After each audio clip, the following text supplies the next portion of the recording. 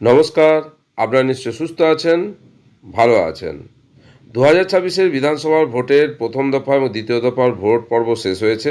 আগামী 4 মে তার গণনা আছে এবং এই ভোট পর্বে কম বেশি সকলেই দায়িত্ব পালন করে এসেছেন এবং আশা করি আপনাদের সকলেরই ভোট পর্ব খুব ভালোভাবে মিটেছে।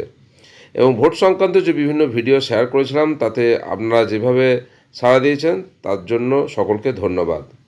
আজ টেট সংক্রান্ত একটা গুরুত্বপূর্ণ খবর আপনাদের সঙ্গে শেয়ার করব। 2025 সালের 1 সেপ্টেম্বর সুপ্রিম কোর্ট যে শিক্ষক শিক্ষিকাদের 2 বছরের মধ্যে টেট পাস বাধ্যতামূলক রায় দিয়েছিলেন, তারপর সেই মামলার বিরুদ্ধে বিভিন্ন মডিফিকেশন অ্যাপ্লিকেশন রিভিউ পিটিশন দাখিল হয়েছিল, তার যে তথ্য আগেই শেয়ার করেছি। এবং সর্বশেষ যে টেট সংক্রান্ত একটা তথ্য শেয়ার করেছিলাম যে রাজ্যসভায় একটা ব্যক্তিগত বিল পেশ করা হয়েছে এবং সেটা যদি পাস হয়ে যায় তাহলে আর কাউকেই পরীক্ষা দেওয়ার প্রয়োজন হবে না নির্দিষ্ট সময় পর্যন্ত। সুপ্রিম কোর্টে একটা এই টেট সংক্রান্ত আপডেট এসেছে, তা আপনাদের সঙ্গে শেয়ার করছি। শিক্ষক শিক্ষিকাদের বাধ্যতামূলক টেটে মামলার রিভিউ পিটিশনগুলো ওপেন কোর্টে মৌখিক শুনানির জন্য যে আবেদন জানানো হয়েছিল, আদালত তা মঞ্জুর করেছেন।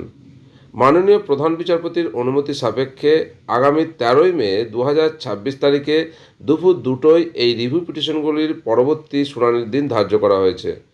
টেট রিভিউ মামলার শুনানি ওপেন কোর্টে হবে খুব সম্ভবত আগামী 13 মে, তবে বেঞ্চ ঠিক হয়নি এখনও। বিভিন্ন আইনজীবীরা যে দাবি জানাচ্ছিলেন সুপ্রিম কোর্টের কাছে যে রিভিউ পিটিশনগুলি ওপেন কোর্টে করা হোক এবং তার অ্যাপ্লিকেশন করেছিলেন, সুপ্রিম কোর্ট অবশেষে সেই অ্যাপ্লিকেশনের অনুমতি দিলেন প্রধান বিচারপতির সাপেক্ষে এবং আগামী 13 মে 2026 তারিখে দুপুর 2টোয় এই রিভিউ পিটিশনগুলোর শুনানির দিন ধার্য করা হয়েছে। সুপ্রিম কোর্টের যে অফিসিয়াল ওয়েবসাইট আছে তার পেজে শো করছে 13 মে 2026 এই যে রিভিউ পিটিশন, তার tentatively case may be listed এবং এর পিটিশনার হচ্ছে শ্যামলী হালদার আর রেসপন্ডেন্ট অঞ্জুমান ইসাতি তালিম ট্রাস্ট।